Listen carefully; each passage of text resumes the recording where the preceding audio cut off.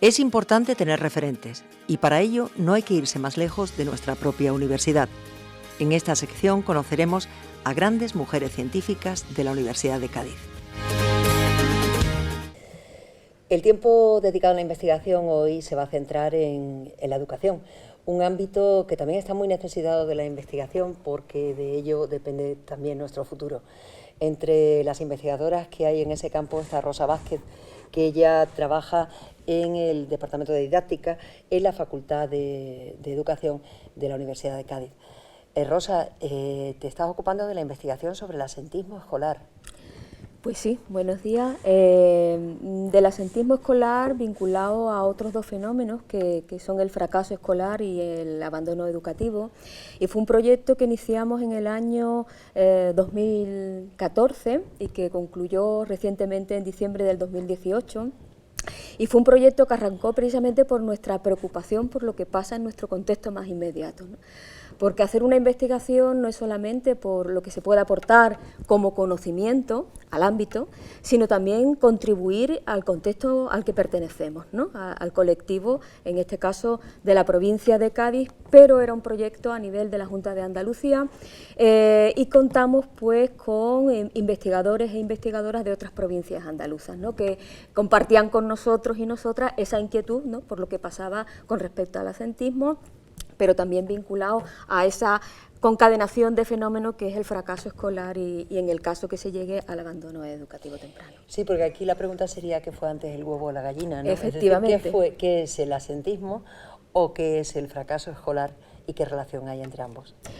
Pues la relación es directa, pero no siempre podemos hablar de una causa-efecto, ¿no?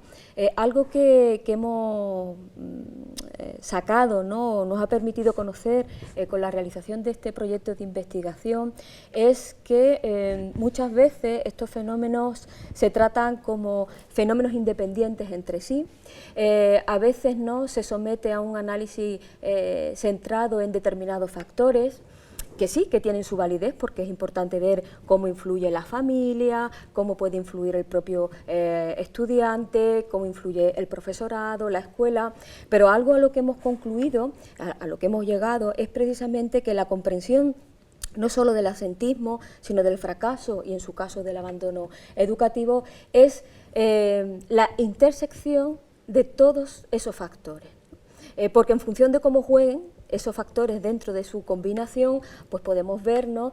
Por qué un determinado chico o chica cae en esa situación de asentismo, o por qué cae en esa situación de fracaso, o por qué finalmente, ¿no? Se da esa situación de abandono.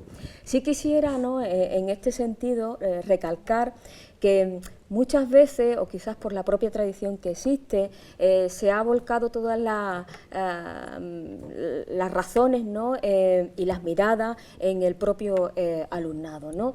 Evidentemente el alumnado es el que encarna el fracaso, es la persona que encarna el asentismo, o bien es la persona que termina saliendo del sistema educativo. Pero lo cierto es que cuando adoptamos esa mirada de conjunción, de intersección de factores, vemos que hay factores, por ejemplo, económicos, que están precisamente poniendo en una cuerda muy floja a determinados chicos y chicas, que hacen que precisamente aparezca el fenómeno del fracaso, ¿no? Pero no porque no tengan capacidades, sino que se dan la concomitancia de una serie de circunstancias externas a lo que es el propio sujeto, de decir, no quiero estudiar, no me gusta ir a la escuela o al instituto, sino que a lo mejor el no querer ir al instituto es porque sobre él o sobre ella cae una presión de otros factores que son externos a la propia institución educativa, ¿no? Sí, pero sin embargo también se produce una contradicción, que es que en las mismas circunstancias hay alumnos que por encima de todo quieren y pueden ser incluso los mejores. Efectivamente, se dan casos que, pese a esas circunstancias, los resultados pues, son favorables, hablando en términos de favorables. Pero son determinados casos que se dan, pero esos casos no pueden llevarnos a tomar en cuenta que esos factores desfavorables externos al sujeto siempre van a ser superados por el propio sujeto. Es importante tomar medidas, ¿no?, de una manera conjunta, es decir, siendo consciente de cómo intervienen esa serie de factores, ver en qué medida cada parte tiene que asumir su parte de responsabilidad. Lo que no se puede es volcar toda la responsabilidad en el propio sujeto o en algunos casos la familia, ¿no? Es decir, creo que la mirada tiene que ser lo suficientemente amplia en donde entren en juego todos esos elementos y a cada cual que asuma la parte que le corresponde como tal, ¿no? Y como es importante que la investigación nos sirva, ¿cuál sería una especie de tentativa, de fórmula que podríamos aplicar si quisiéramos superar el asentismo, el fracaso escolar? ¿Qué ingredientes necesita esa fórmula mágica? Bueno, las fórmulas mágicas no existen. No existen. No sería la respuesta a tu pregunta.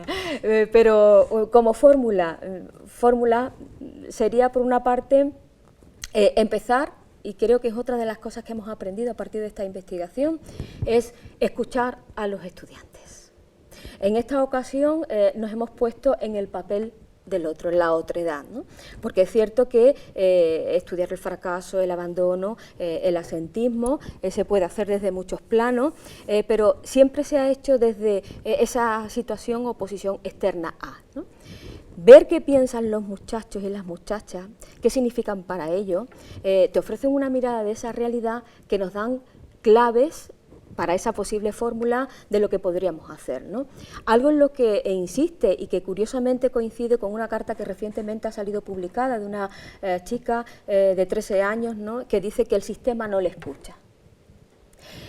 Eso es lo mismo que reclaman los chicos y chicas que hemos entrevistado y hemos hecho los estudios de casos biográficos, que de alguna forma no atienden a sus propias necesidades, ¿no?, a esa situación crítica que se encuentran cuando llegan al instituto, algunos, que son muy pocos los casos que han repetido en su etapa de educación primaria, y donde se produce el fenómeno, digámoslo así, de repetir curso, de ir a un poco rezagado, se produce en esa situación de la enseñanza secundaria obligatoria.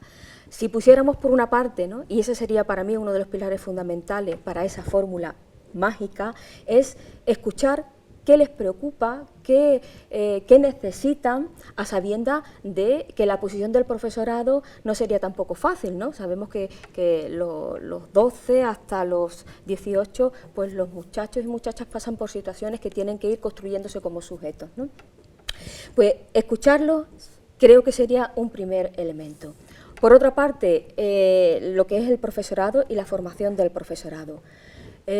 Cierto es que buena parte de este colectivo pone su empeño en cumplir con su cometido social, profesional, pero también es cierto, y nos lo pone de manifiesto la investigación, cómo la enseñanza sigue anclada en unos patrones que no dan respuesta a esas necesidades, ¿no? Sigue todavía existiendo ese apego muy directo a lo que es el libro de texto, como si es posible mencionar un caso, un ejemplo de una informante que nos decía no tenía sus libros de texto porque no podían proporcionárselo por cuestiones económicas y tener materiales con los que trabajar, y le decía, bueno, si no tienes el libro de texto no puedes aprender, ¿no? Sí puede aprender, podemos aprender de muchas formas, ¿no? La cuestión es cambiar los formatos. Por tanto, lo que es el profesorado, replantear, ¿no?, cómo debe ser esa formación del profesorado. De hecho, nosotros, desde el propio equipo en la facultad, hemos abierto una línea de trabajo con el alumnado que se está formando como futuros maestros y maestras, para saber qué es para ellos y ellas eso que se llama fracaso, ¿no? ¿Qué se puede hacer, ¿no?, para que las tasas no se vayan incrementando, ¿no? Esa es una labor importante, escuchar al alumnado, trabajar con el profesorado y desde la formación inicial y permanente. Y la otra parte, o las dos partes, son trabajar con los sistemas, ¿no?, sistemas que generan desigualdades, ¿no?, que es el sistema educativo y el sistema económico. Claro, ¿cómo podemos trabajar? Bueno, quizás nos podemos hacer modificaciones, ¿no?, pero si somos conscientes y hacemos un análisis de cuál es la situación social y económica, o atendiendo los datos recientes que han salido de las tasas de pobreza, ¿no?, el último informe que salió de exclusión y desarrollo en España, cada vez, ¿no?, va incrementando. Ser consciente de dónde estamos, cuál es la situación política, económica de nuestra provincia, de nuestra comunidad, de nuestro país, y nuestro sistema económico que sea un sistema educativo, que adopte realmente, no lo políticamente correcto, sino lo que realmente necesitan las instituciones educativas, necesita el profesorado y necesita nuestro alumnado. Un sistema menos rígido, que posibilite esa flexibilidad, que dé respuesta a las necesidades reales, ¿no? Sé que a veces esa flexibilidad o una atención a la carta, tan a la carta no es posible, pero si existen prácticas que son capaces de dar respuesta a esas realidades, demuestra un botón. Por tanto, si hay realidades, hay contextos que los pueden hacer, ¿por qué no se puede extender esa idea de que es posible, siendo conscientes de dónde estamos, cuál es nuestro alumnado, cuál es nuestro profesorado, cuál es el contexto donde se encarna la propia realidad educativa, cuál es la familia con las que podemos trabajar, no dejar fuera, sino con las que podemos trabajar, y desde ese trabajo en un sentido común, por lo de todos y todas, creo que se podría buscar o aproximarnos a esa fórmula mágica. Pues sí, que resulta mágica, al menos escuchar así lo resulta. Y sobre todo cuando, y por último, nos encontramos ante un reto muy difícil, ¿no? La de formar a una generación de personas que probablemente, ni incluso cuando terminen su titulación, si llegan a la titulación superior o a la que sea, tendrán definido cuál va a ser su futuro profesional. Claro, una de las cosas, curiosamente, que ha emergido del proyecto de investigación, claro, atendiendo a un colectivo que nos sitúa en el nivel de educación secundaria obligatoria, pero también nos encontramos con un conjunto de personas informantes que se encuentran estudiando la educación secundaria de adultos, ¿no? Los motivos son muy diversos, ¿no? Casos, por ejemplo, de chicas que se quedaron embarazadas, que por esas circunstancias dejaron de seguir en el instituto, pero después ellos tenían ganas de buscar ese futuro, ¿no? Es decir, y reconducieron sus estudios, iniciándolo con la educación secundaria obligatoria. Claro, en ese proceso de maduración entra ese elemento del futuro, ¿no? Pero creo que ese futuro también se lo tenemos que ir garantizando quienes tenemos ese compromiso social como profesionales de la educación a todos los niveles, tanto desde las escuelas, desde los centros de secundaria, los institutos, como el contexto universitario. Yo soy profesora de la universidad y esa es mi responsabilidad también de crear las condiciones que ayuden precisamente a estos muchachos y muchachas, no solamente los que están en esa situación más de riesgo de caer en el fracaso, sino buscar las estrategias que realmente les permitan ir reconociéndose como sujetos, como personas que con su hacer puede contribuir a este mundo, ¿no? Hay un proceso de concientización, ¿no? de hacerles ver que conjuntamente, aportando cada uno desde donde podemos hacer, desde nuestra posición, ellos como estudiantes, nosotros como maestros y maestras, hacer una labor conjunta, ¿no?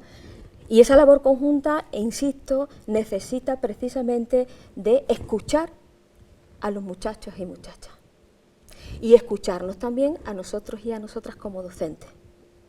No solamente como ya yo soy docente de la universidad, docente en una escuela, soy maestro en determinado escenario educativo, sino también ver cuál es mi formación, qué es lo que yo necesito para poder, ¿no?, ayudar en ese proceso de formación, de construcción a los muchachos y muchachas. Porque en el fondo nuestra labor no es de decir lo que tienen que hacer, sino acompañarlos en un proceso que a veces, ¿no?, sabemos que es muy costoso ir pasando a lo largo del tiempo, ¿no?